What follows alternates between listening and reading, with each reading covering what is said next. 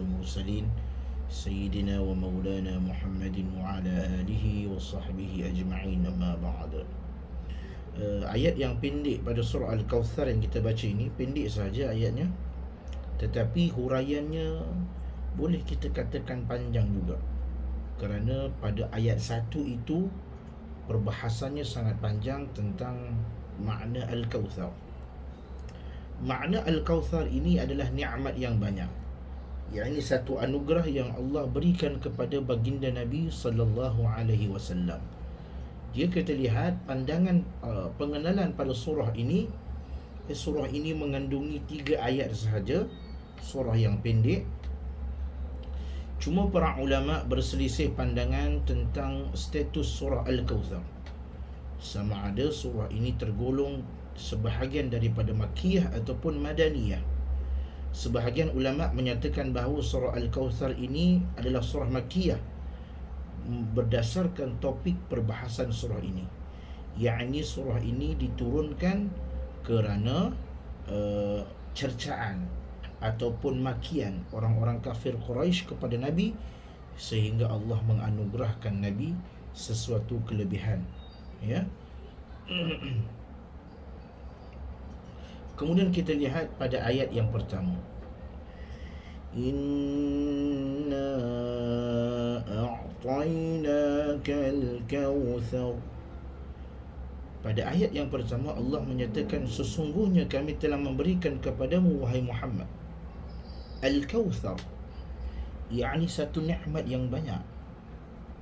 Perkataan Al-Kawthar ini telah dibahaskan oleh para ulama. Surah ini berisi pemuliaan terhadap Nabi sallallahu alaihi wasallam, di mana Allah telah memberikan kelebihan untuk beliau, yakni Al-Kawthar, yakni nikmat yang banyak. Para ulama berbeza pandangan tentang makna Al-Kawthar ini. Pendapat pertama, Al-Kawthar artinya adalah kemuliaan ataupun kebaikan yang banyak. Diambil daripada kata kathratun, yang berarti banyak, kemudian dibentuk dengan wazan sehingga menjadi Al-Kawthar, iaitu Allah memberikan kepada Nabi Muhammad kebaikan ataupun nikmat yang banyak. Di antaranya adalah sungai Al-Kawthar di syurga dan telaga Al-Kawthar di padang mahsyar. Sehingga pendapat pertama ini bersifat umum. Ini pandangan yang pertama, yakni nikmat yang banyak yang Allah berikan kepada Nabi sallallahu alaihi wasallam. Cuma apabila disebut perkataan Al-Kawthar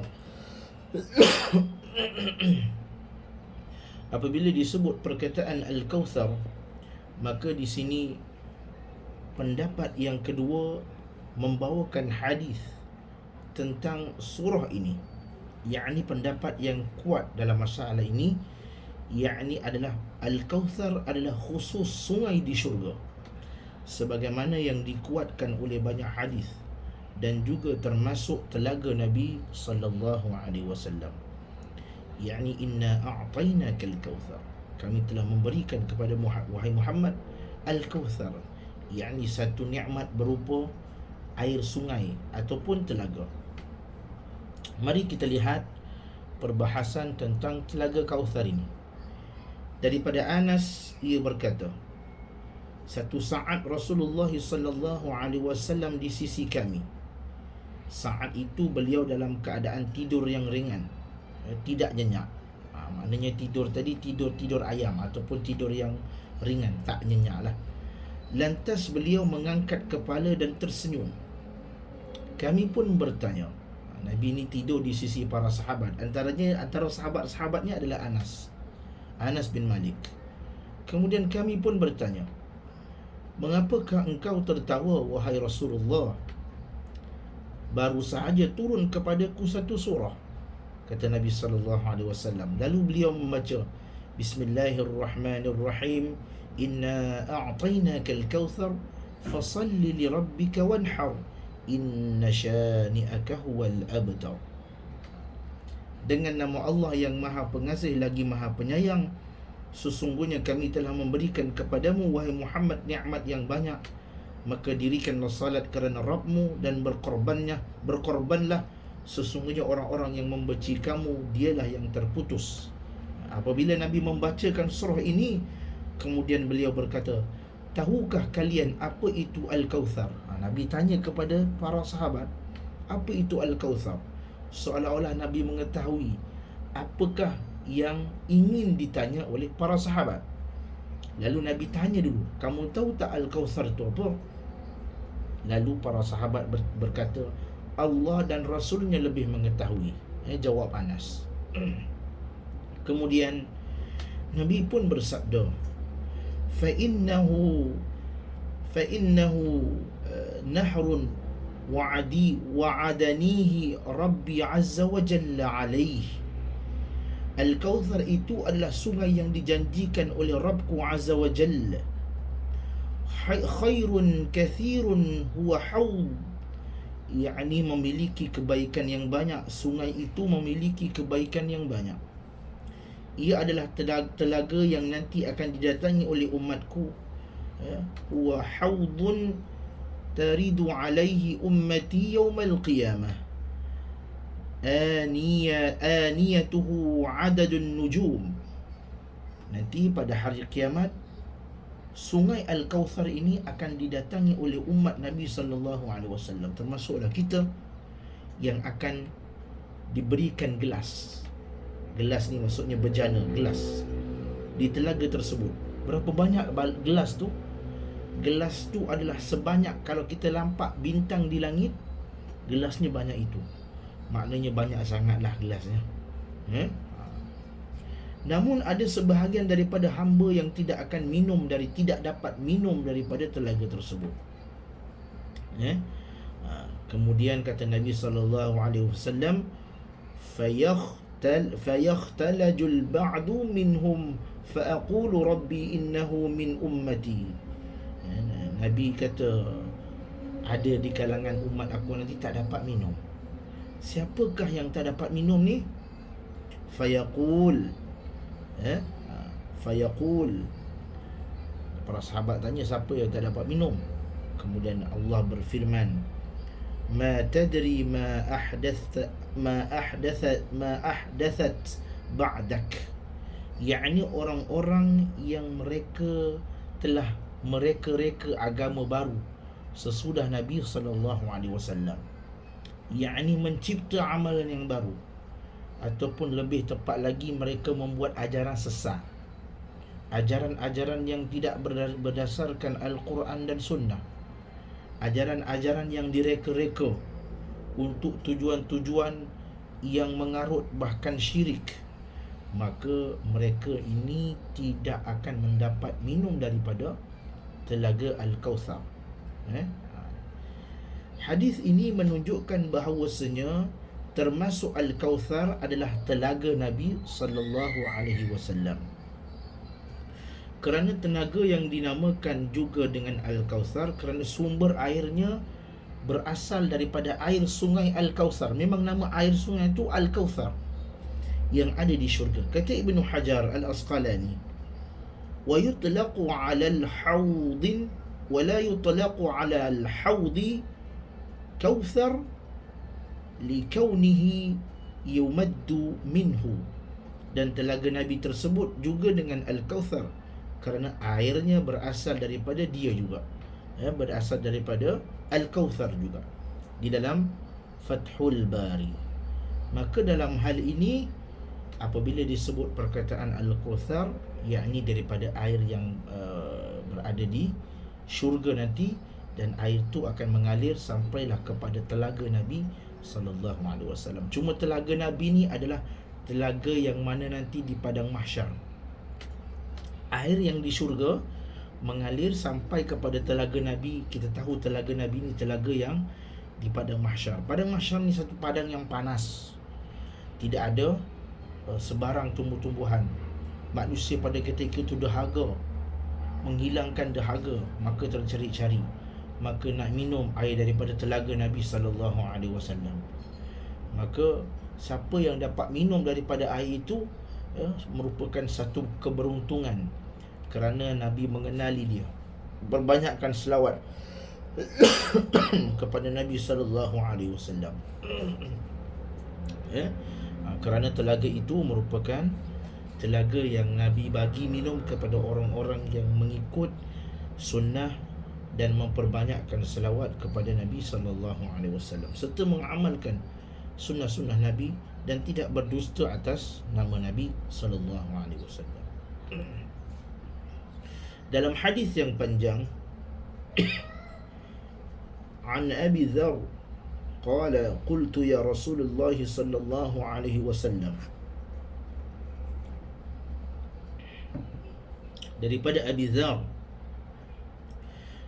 berkata, qultu ya Rasulullah sallallahu alaihi wasallam, wahai Rasulullah sallallahu alaihi wasallam, bagaimana dengan bejana ma'aniyatul haudi? Qala, bagaimana dengan bejana yang ada di al-haud? Nabi kata, yakni al-haud maksudnya al-kautsar. Nabi kata, walladhi nafsu Muhammadin biyadihi li'aniyatun aktharu min adadin nujumis sama'. Yakni Nabi menjawab, demi jiwa Muhammad yang berada di tengahnya, bejana itu nanti yang ada di telaga Kautsar banyaknya seperti jumlah bintang yang berada di langit. Jumlah bintang yang berada di langit pada malam hari yang gelap gelita.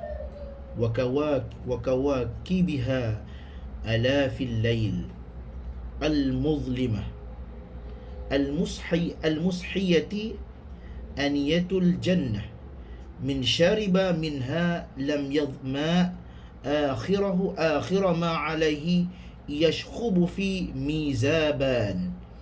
Kemudian gelas-gelas itu berada di syurga. Barang siapa yang minum daripada air tersebut, maka dia tidak akan haus selama-lamanya. Ini air. Maka yang minum daripada air tersebut tak akan haus dah. Tak akan haus. Di telaga tersebut ada saluran air yang mengalirkan air dari syurga dengan deras. Dia punya sungai ataupun sungai itu besar mana? Dikatakan kata Nabi sallallahu alaihi wasallam, sesiapa yang meminum airnya maka dia tidak akan haus. Man syariba minhu lam yadhma arduhu mithlu tulihi ma bainal amman. Kemudian tidak akan rasa haus, lebarnya sama dengan panjangnya, iaitu seukuran antara Amman dan Ailah. Para ulama bahaskan Amman dengan Ailah. Ailah ni satu tempat di kota Makkah pada ketika itu, manakala Amman, sebahagian para ulama tafsirkan Amman ni di Jordan. Amman luasnya di antara daripada Arab Saudi sampai ke Jordan. Besarnya sungai itu. Airnya lebih putih daripada susu. Ma huwa ashaddu bayadan min al-laban. Airnya putih daripada susu. Daripada susu tu putih lagi. Wa ahla min al-asal, dan lebih manis daripada manisnya madu. Maknanya air ni sedap lah. Biasa kita air manis rasa dahaga lagi. Ini air manis tak akan dahaga selama-lamanya. Itu bab Al-Kautsar. Jadi kesimpulan yang kita boleh dapat, yakni Al-Kautsar ini satu nama sungai yang akan dialirkan ke telaga Al-Kautsar, yang hanya diminum oleh orang-orang yang cintakan Nabi dan Nabi mengenali mereka. Dan tidak akan diminum oleh orang-orang yang mereka-reka agama. Sebab itu hati-hati, pastikan kita membuat ataupun pastikan kita beragama ini berdasarkan apa yang telah didalilkan oleh Al-Quran dan Sunnah serta para ulama yang mu'tabar.